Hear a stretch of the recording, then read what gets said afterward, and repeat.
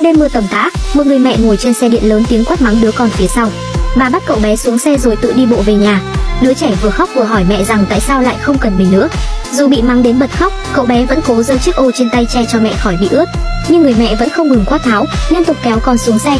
Cậu bé hoảng sợ van xin, nói rằng đây sẽ là lần cuối và sau này nhất định sẽ sửa đổi. Thế nhưng thái độ của người mẹ lại càng lạnh lùng hơn. Sợ mẹ nổi giận thêm, cậu bé đành tự bước xuống xe.